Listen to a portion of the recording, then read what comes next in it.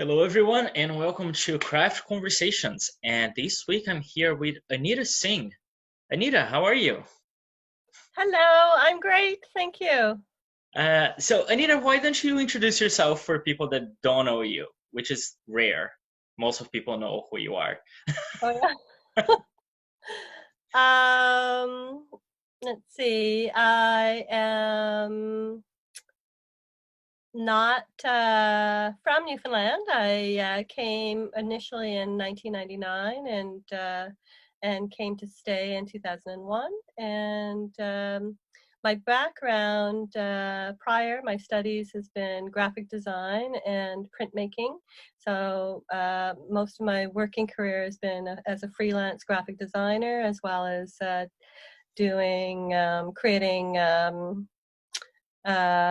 art prints and also printing cards and creating various sellable things. And slowly I moved into more um, wall art and less commercial mass, not that I was mass producing, but I was focused on sellability with smaller scale items at one point.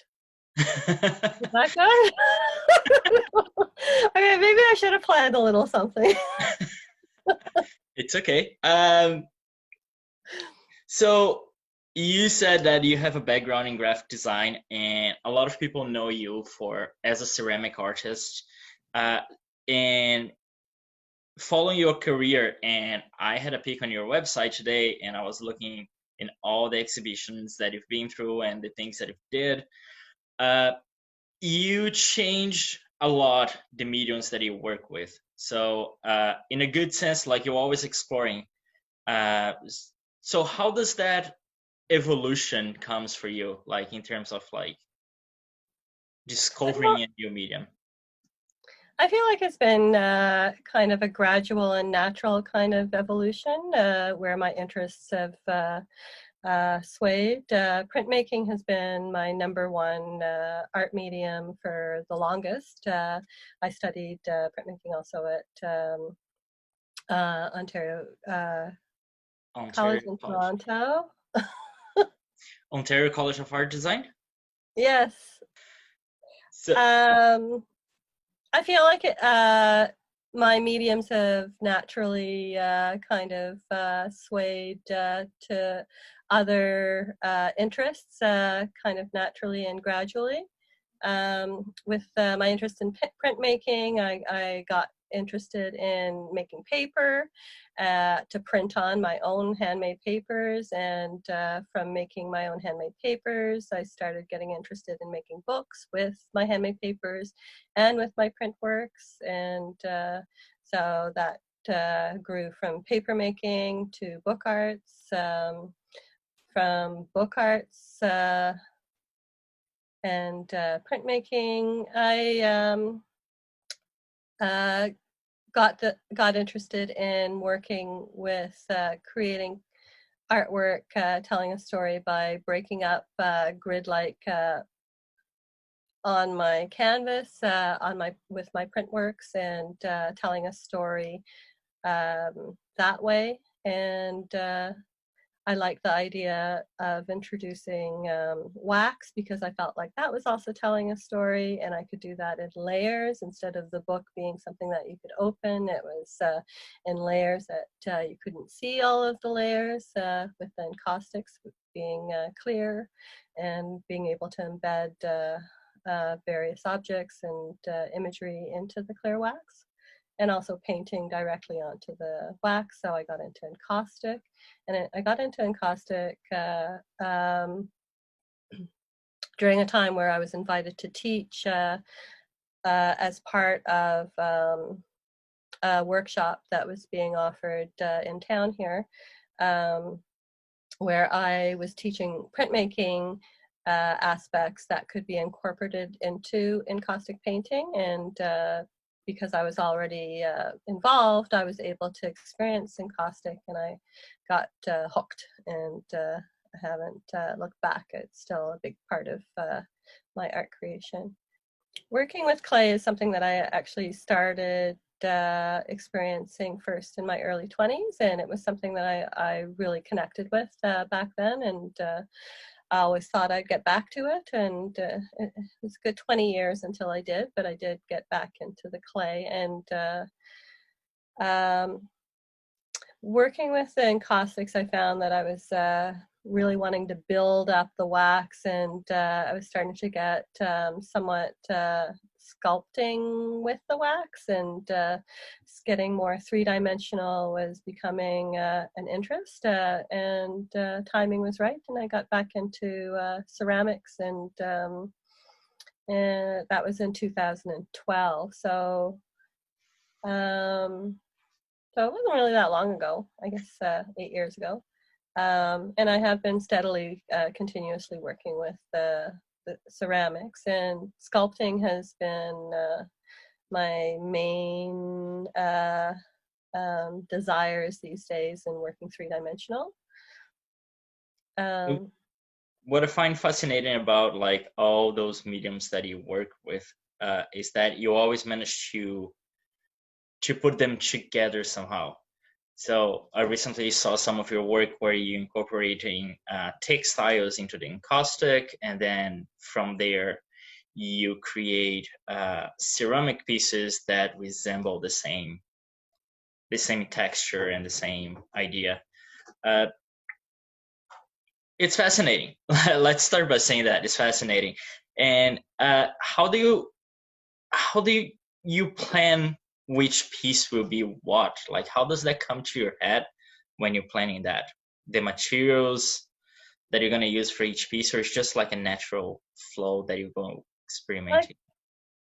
I think it's a natural flow and desire to experiment, and learning these new mediums, it's hard not to want to incorporate them with other techniques that I know, and that's always a goal. Once I feel like I've gotten a good hang of the new technique, then I want to find a way somehow that I can incorporate it with the other techniques that I love doing. So textile is a pretty new thing for you, right? Yeah, oh, very new, just like a year. And you've been exploring a lot, especially with non-traditional materials to build your textiles.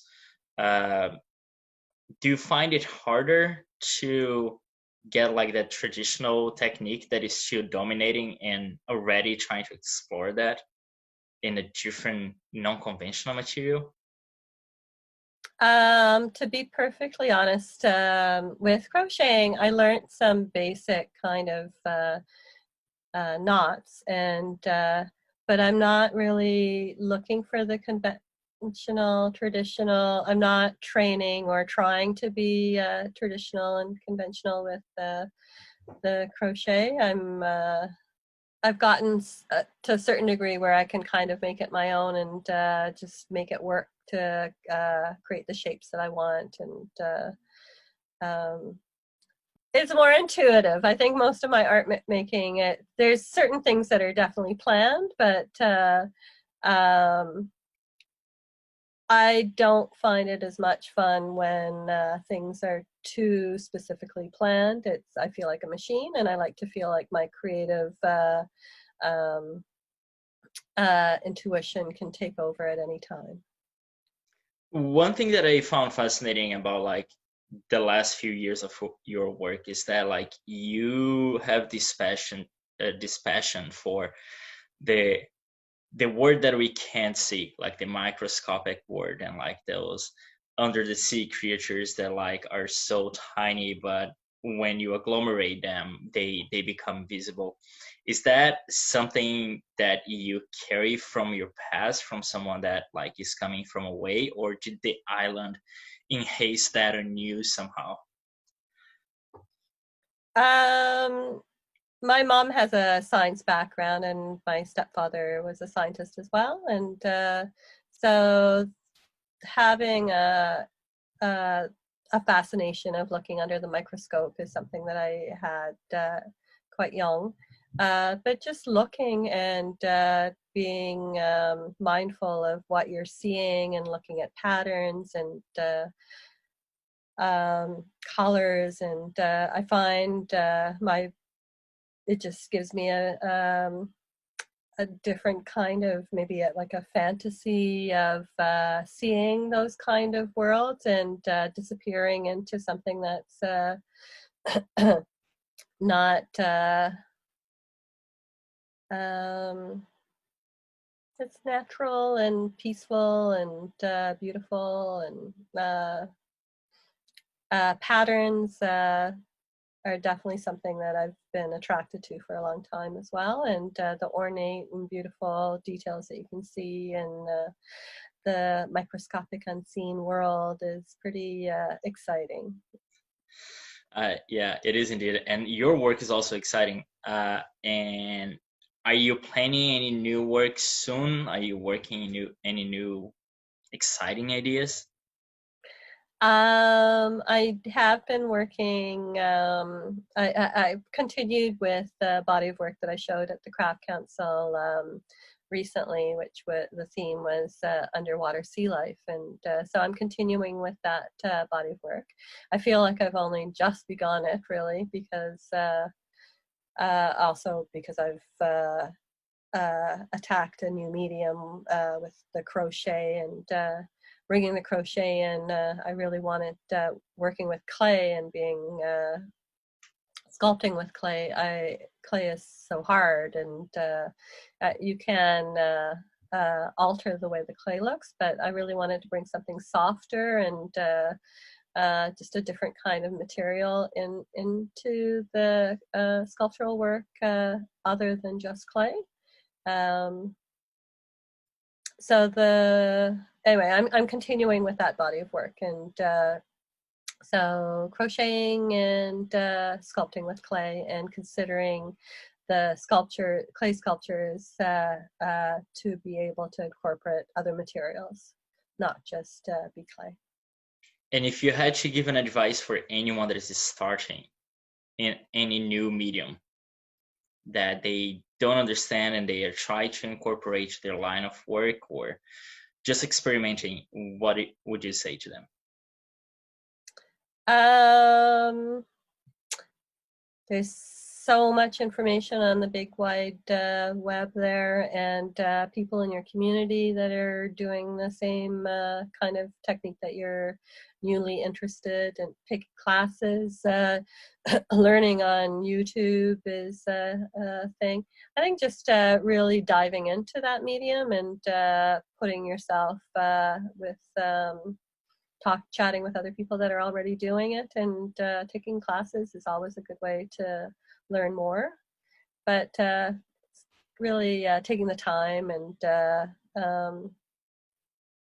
really diving into and learning more about what that technique can do. Well, thank you so much, Anita, for being here with us today. And we look forward to see your new work. Any new shows coming up that we should let people know? The future is so unknown. Well, I hope to be teaching an encaustic workshop through the Craft on the Edge, and I also in October, and I also hope to be part of an exhibition through that conference, curated by you.